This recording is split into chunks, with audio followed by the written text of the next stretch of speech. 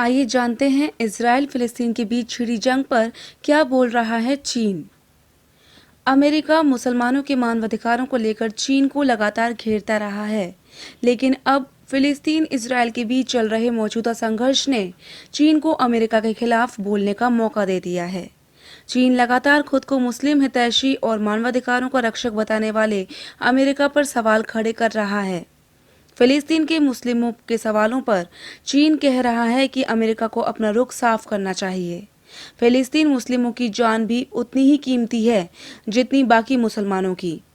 चीन इस महीने संयुक्त राष्ट्र सुरक्षा परिषद की अध्यक्षता कर रहा है और इजराइल फिलिस्तीन के बीच संघर्ष विराम और जारी हिंसा की निंदा को लेकर परिषद में 3 बार साझा बयान जारी कराने के लिए कोशिश कर चुका है।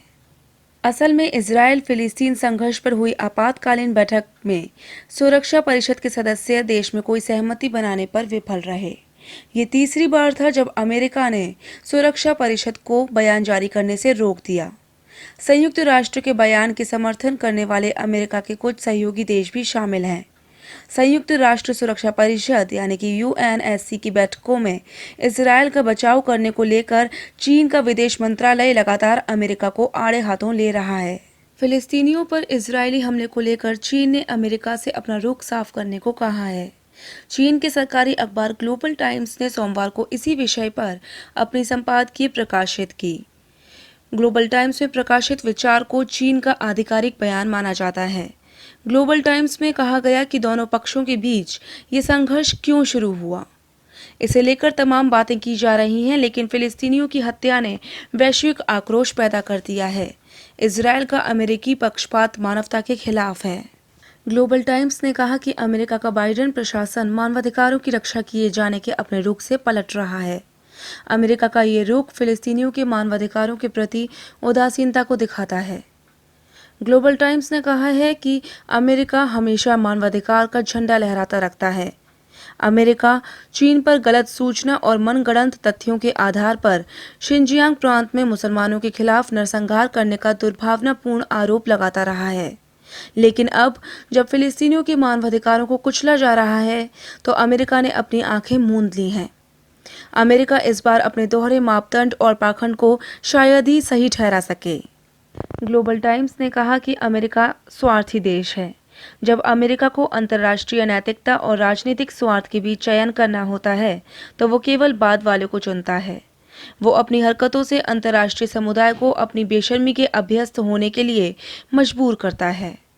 संयुक्त राष्ट्र सुरक्षा परिषद के अन्य सदस्य देशों की सहमति की परवाह किए बिना अमेरिका अक्सर इजराइल का समर्थन करता है, जो कई अन्य बड़ी शक्तियों के लिए हैरानी की बात है।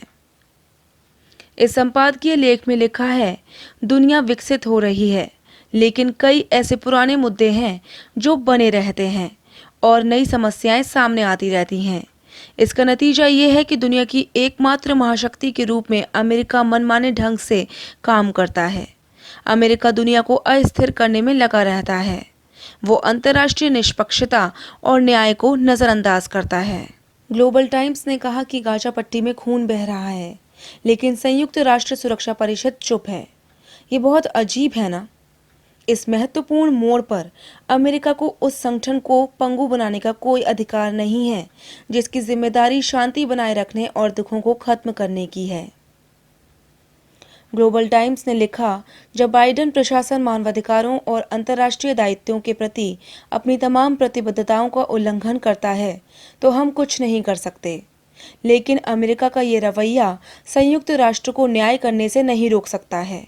21वीं सदी ऐसा युग नहीं होनी चाहिए जब मानवता इस तरह के नरसंहार को सार्वजनिक रूप से सहन करे। ग्लोबल टाइम्स ने अपने लेख में कहा कि वर्षों से सुरक्षा परिषद ने इजराइल फिलिस्तीन संघर्ष को हल करने के लिए 2 राष्ट्र समाधान का समर्थन करने के लिए 1 से अधिक बार प्रस्तावों को अपनाया है, लेकिन अमेरिका ने हमेशा अपने हाथ पीछे खींचे हैं।